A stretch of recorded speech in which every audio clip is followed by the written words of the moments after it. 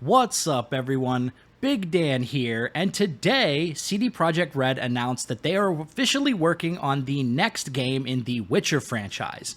In this video, we're going to go over the details of their announcement, which they linked on Twitter today, and also just talk about everything we know about this upcoming game in the Witcher series.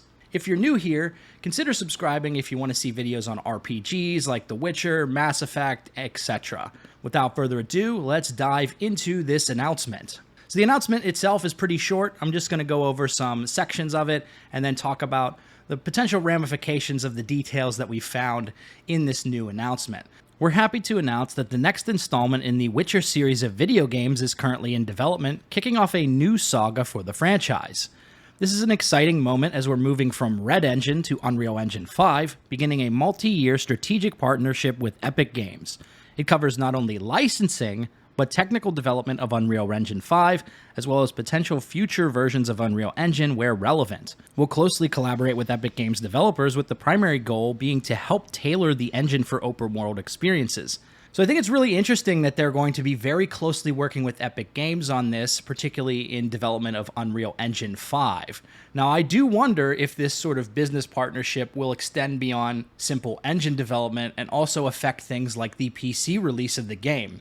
As we know, Epic Games also has their own studio, and they've been buying up exclusive titles for the past few years, cutting Steam out of the equations. So for people like myself who like to purchase PC games on Steam, I do wonder, will The Witcher 4 be available on Steam on release day? Now, CD Projekt owns their own game store as well called Good Old Games, so I imagine that won't be entirely exclusive to Epic Games on PC. They will probably sell it on Good Old Games as well, but I do wonder, will Steam be cut out of the equation on the initial release day? We have seen other big companies like Ubisoft cut Steam out on their new releases and only release them on their own platforms and Epic Games. So this is something that will not affect console players, so if you're playing on PlayStation or Xbox, you're not going to care about this stuff, but for us PC players who like to buy the games on Steam, this could have an impact potentially, so we'll have to keep an eye on that. At this point, no further details regarding the game, such as development time, frame, or release date, are available. Red Engine, the technology which powers Cyberpunk 2077, is still being used for the development of the upcoming Cyberpunk 2077 expansion. Also, one of the things that I think is really interesting is, and this isn't a new piece of information, but CD Projekt Red mentioned last year that they were planning on co-developing these games, meaning they're going to have one team working on The Witcher and one team working on Cyberpunk simultaneously and sort of sharing knowledge amongst each other while they develop these games. So it's not like Bethesda, where they put one of the games on the back burner and focus on a single IP until they release it. They're actually going to try to develop The Witcher 4 and any upcoming Cyberpunk games simultaneously, which could be a train wreck, to be honest. I mean, we'll have to see what happens when these games actually come out, whether they'll be buggy. I really hope that CD Projekt Red learns a lot from their experiences of this. Now, this announcement is honestly kind of surprising, given that this game is most likely many years away. If we look at the development of Cyberpunk in particular, they announced the game in 2013 and didn't release it until 2020, 7 years later. And they didn't actually finish the development of the game until 2021, 2022.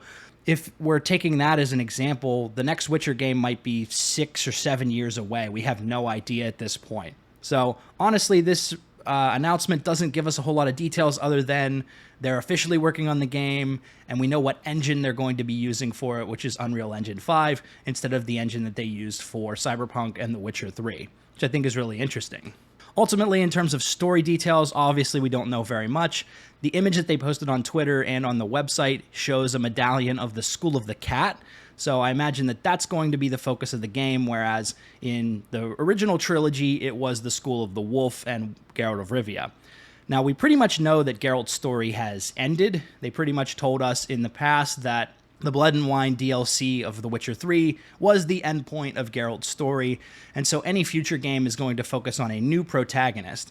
And we don't know what flavor that's going to take yet. Is it going to be a more defined protagonist, such as Geralt, or are they going to go with a slightly blank slate character like they did with V in Cyberpunk 2077? Or would they do something like the Elder Scrolls and have a totally blank slate character who's a silent protagonist? I highly doubt they would do that. That's not something they've ever done in any of their other games in the past, but obviously we're just getting into speculative territory here in terms of the protagonist because we don't know much other than, hey, they used a cat medallion in this little promotional material.